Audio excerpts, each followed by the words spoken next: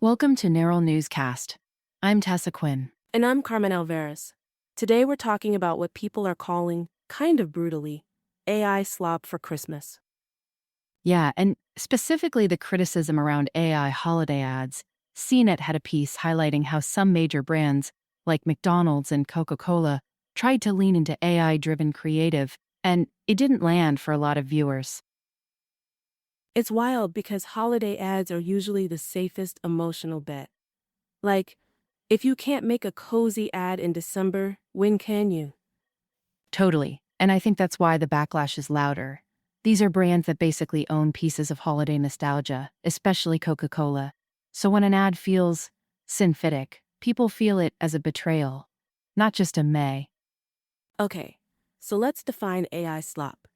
Because it's a mean phrase, but it's also descriptive. When people say that, they usually mean content that looks polished at first glance, but there's no soul. No specificity, just this averaged out, predictive smoothness. Yes. It's like the ad is made of vibes, not choices. You can sense there wasn't a human sweating the details, like, does this character feel real? Does this moment earn the emotion? And the holidays are detail season. The smell of the tree, the weird ornament your aunt insists is vintage, the one street light that flickers outside your childhood house. People want specificity. Exactly. AI can generate a cozy living room with warm lights, but it struggles with the lived-in mess of an actual memory. And then there's the uncanny part. Sometimes it's faces, sometimes it's motion, sometimes it's physics. It's the micro weirdness. Like, you can't always point to it, but you feel it. The smile holds too long, the eyes don't track right, the hands do hand things, The hands always want to audition for the role of not from this earth. right? And brands underestimate that viewers are now trained. People have seen enough AI imagery that they're spotting it faster, especially when it's supposed to be sentimental. And that gets to the central mismatch. Holiday ads are basically a trust exercise. The brand is saying, we get you. If the execution screams, we auto-generated this, you lose that trust. Plus, there's a class vibe to it. Like, when a huge brand uses AI in a way that looks cheap, viewers assume cost cutting. Even if it wasn't cheaper, that's the signal. Yes, people read it as, oh, you replaced the artists and directors and animators with a button. Whether that's fair or not, it's part of the emotional reaction. And to be clear, AI can be used in advertising in a way that's thoughtful.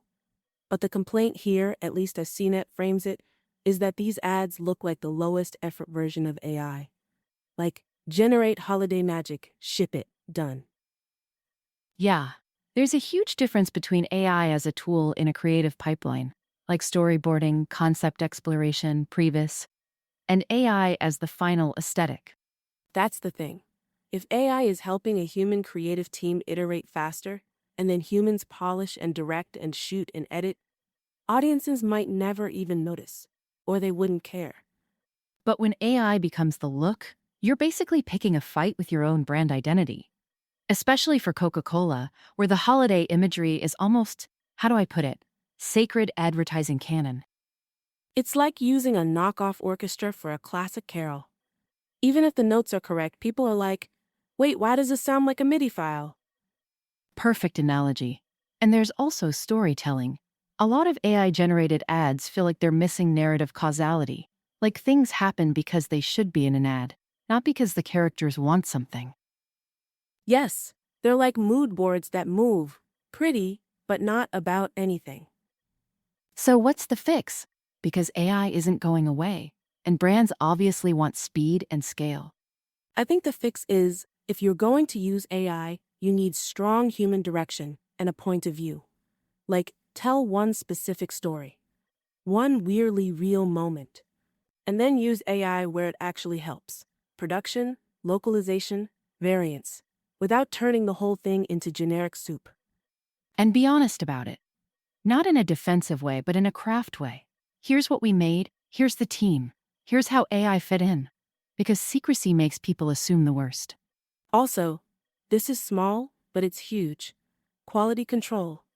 If your AI output has weird physics or uncanny faces, don't convince yourself people won't notice. They will. They're watching on 4K screens now. Let's give listeners a quick checklist, like how to spot when an ad is drifting into AI slop. 1. Emotions that don't build. 2. Visual detail that's hyper smooth but nonsensical. 3. That floaty camera movement and weirdly consistent lighting. And 4, lack of brand specific texture. Like, you could swap the logo at the end and it would still make sense. That's the ultimate tell. It's not this brand. It's just holiday ad template. That's such a good point. Iconic brands actually need more humanity, not less, because their whole advantage is memory and meaning. Right. If you're Coca-Cola, you're not selling pixels, you're selling tradition. And tradition is basically handcrafted by definition, even if it's mass media. So the takeaway is not never use AI. It's don't automate the part people come to you for, especially during the holidays. And if you do, at least don't make it look like you pressed generate cheer and called it a day. We'll keep an eye on how brands evolve here, because I suspect next year we'll see a split between campaigns that use AI invisibly and thoughtfully, and campaigns that keep getting labeled as slop. And audiences are voting in real time, with shares, with comments, and with, ruthless screenshots.